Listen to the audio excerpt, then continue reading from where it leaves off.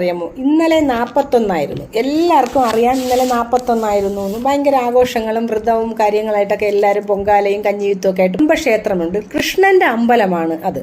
കൃഷ്ണന്റെ അമ്പലത്തിൽ 41-നും 1-ാം തീയതിയാണ് കുടുംബക്കാരെല്ലാവരും ഒത്തുചേരുന്നത്. എല്ലാ വർഷവും അങ്ങനെ തന്നെയാണ്. 1-ാം തീയതിയോ 41-നും. പക്ഷെ ഇപ്പൊ 5 ആണും 5 പെണ്ണുമാണ്. അതിൽ ചെറുകുട്ടികളെല്ലാം കല്യാണം കഴിച്ചയച്ചിട്ടുണ്ട്. മരുമക്കൾക്ക് കുറച്ച് പേർക്ക് ജോലിയുണ്ട്, ചെറുകുട്ടിയെ കുറച്ച് പേർക്ക് ജോലിയുണ്ട്. ആണും 5 പെണ്ണുമാണ്. അപ്പം ഇവർക്കാർക്കും ഈ 2 ദിവസത്തിൽ ഏതെങ്കിലും 1-ാം തീയതിയോ 41-ാം തീയതിയോ നമ്മുടെ കുടുംബക്ഷേത്രത്തിൽ വന്ന് ചേരാനുള്ള ഒരു സമയം കിട്ടുന്നില്ല. എല്ലാവർക്കും തിരക്കായിരിക്കും അല്ലേ. ആർക്കും അവരെ കുടുംബക്ഷേത്രത്തിൽ വർഷത്തിൽ ഒരു പ്രാവശ്യം നടക്കുന്ന ഒരു മഹോത്സവത്തിന് വന്നെത്താൻ പറ്റില്ല എന്ന് പറയുമ്പോൾ ഓരോരുത്തർക്കും ഓരോ അസൗകര്യങ്ങളാണ്. മനഃപൂർവ്വമല്ല, അവരുടെ സാഹചര്യം അത് അനുവദിക്കുന്നില്ല എന്നുള്ളതാണ് സത്യം. അതുകൊണ്ടാണ് അവർ വരാത്തത്. പക്ഷെ എന്നാലും ജസ്റ്റ് ഒന്ന് വന്ന് ഭഗവാനെ കണ്ട് അവരവിടെ ഇരുന്നത് കൊണ്ട് അമ്പലത്തിൽ കൊടുക്കാനുള്ളതെല്ലാം കൊടുക്കുന്നുണ്ട്, അങ്ങനെ ചെയ്യുന്നുണ്ട്. പക്ഷെ ഭഗവാനെ ഒന്നൊന്ന് കണ്ടു പോകണം എന്നുള്ളത് ആർക്കും സമയമില്ല. ആർക്കും അതിനുള്ള സമയം ആരും കണ്ടെത്തുന്നില്ല. അത് തന്നെയാണ് വാസ്തവം.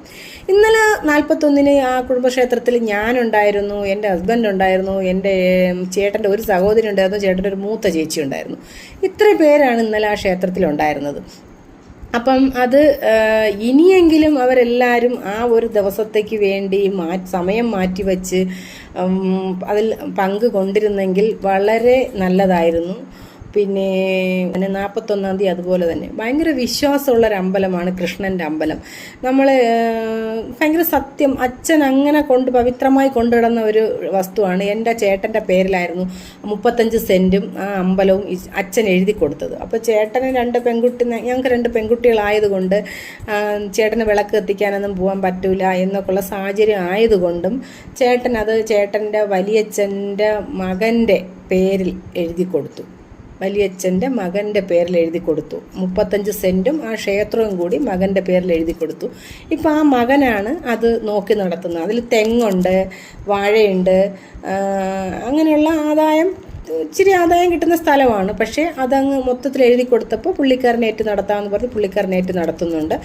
ഇതുവരെയും ഒരു നല്ല രീതിയിൽ പോകുന്നുണ്ട് അമ്പലം, ഒരു കുഴപ്പമില്ല, നല്ല രീതിയിൽ പോകുന്നുണ്ട്. പക്ഷേ ഇനിയും അങ്ങനെ തന്നെ കണ്ടിന്യൂ ചെയ്ത് പോട്ടെ എന്നാണ് എല്ലാവരും പ്രാർത്ഥിക്കുന്നത്. കഴിയുമെങ്കിൽ നമ്മുടെ കുടുംബക്ഷേത്രത്തിൽ ഉത്സവം നടക്കുമ്പോൾ എല്ലാവരും അതിൽ പങ്കുകൊണ്ടാൽ വലിയ ഉപകാരമായിരുന്നു. എൻ്റെ ഒരു അഭിപ്രായമാണ്. നല്ല രീതിയിൽ എടുക്കുന്നവർക്ക് എടുക്കാം, അതിനെ വേറെ രീതിയിൽ എടുക്കുന്നവർക്ക് അങ്ങനെയും എടുക്കാം. എന്നാൽ എനിക്കൊന്നുമില്ല, ഞാൻ പറയാനുള്ളത് പറഞ്ഞു. അപ്പം ഓക്കേ.